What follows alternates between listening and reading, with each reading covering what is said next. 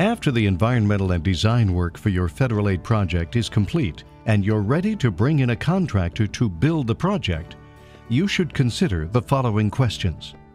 Are there specific rules for advertising my project? And how do I analyze bids in order to choose a contractor? Let's focus on the answers to these questions and the associated requirements you must adhere to before your federal aid construction contract can be awarded. These requirements help preserve a competitive environment for bidding, ensure fair and open competition, and ultimately maximize the use of federal aid funds.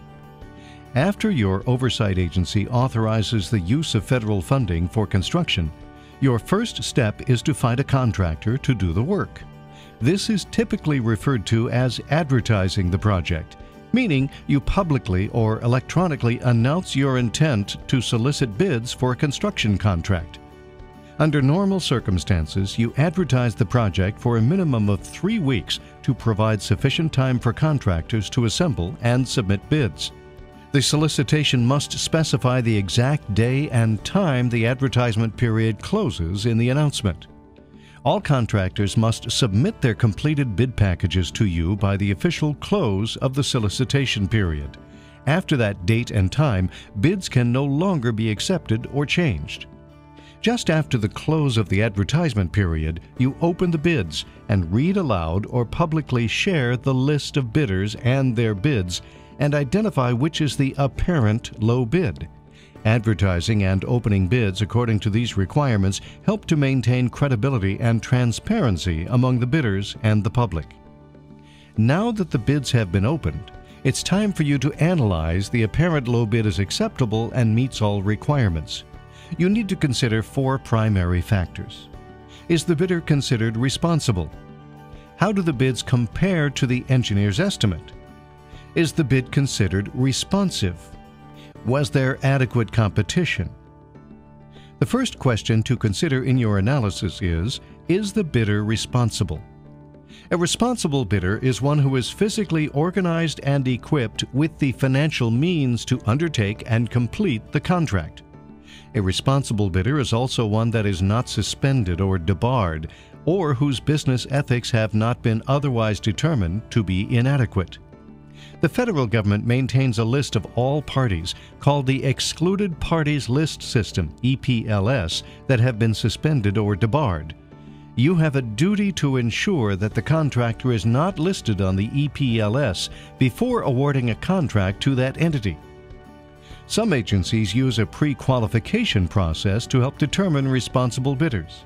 However, pre-qualification should not be used to restrict competition or discourage otherwise responsible bidders from submitting a bid. The next question to consider is, how do the bids compare to the engineer's estimate? Local public agencies, or LPAs, must develop and use an engineer's estimate for analyzing bids. You use the engineer's estimate as the benchmark to compare against all bids.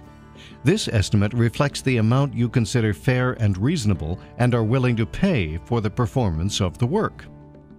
As you analyze the apparent low bid, you should pay close attention to any irregularities associated with either an individual item or the overall bid. An irregular bid is when the apparent low bid differs from the engineer's estimate in a manner that appears unreasonable.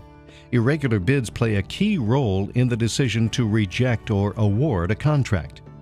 Pay special attention to unbalanced bids and consider the potential for savings if the project is re-advertised.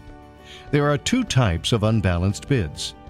A mathematically unbalanced bid contains lump sum or unit bid items that do not reasonably reflect the actual costs to construct the item. A materially unbalanced bid creates reasonable doubt that an award to that bidder would result in the lowest ultimate cost to the government. You should consider rejecting an unbalanced bid when it cannot be reasonably explained or if you have a reasonable doubt that it would result in the lowest overall cost to the government. If you detect an unbalanced bid, contact your state for assistance, as these issues are typically handled case by case. Also, if at any time you believe collusion or bid rigging among bidders has occurred, report concerns directly to your nearest U.S. Department of Transportation Office of Inspector General. Your next question should be, is the bid responsive?